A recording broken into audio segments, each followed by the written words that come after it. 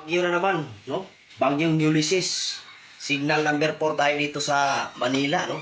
Pero tingnan nyo yung mga bata, oh. Ang titigas ng mga ulo. Kahit bagyo, sige ang laro dito sa dagat, no?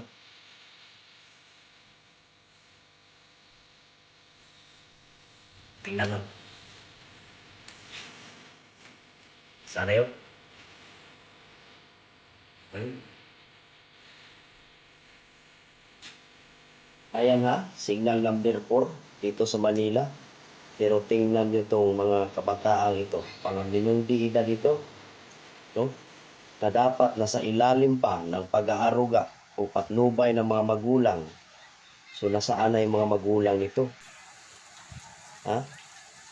May mga alert na tayong natatanggap na yung mga nasa coastal area ng Manila Bay ay kailangan maging alerto sa posibleng storm surge. Pero tingnan nyo itong mga kabataang ito, mga magulang dyan, ha?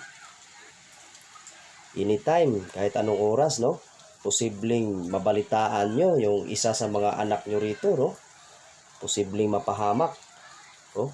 Sa dami ng mga yan, mga nagkukulitan, nasa tubig, at saka nasa signal number 4 tayo.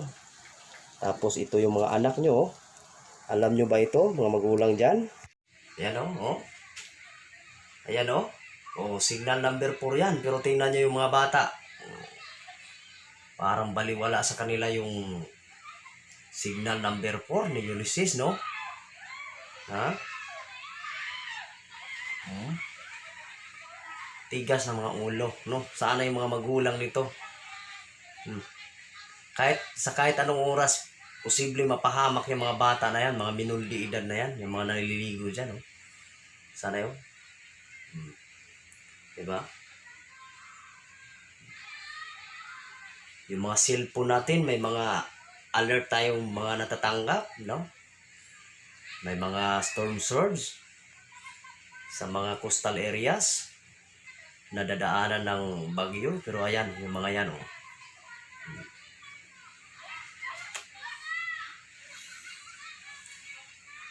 So yun lang mga fitness, oh. Yung mga kapwa natin Pinoy na matigas yung ulo, ha?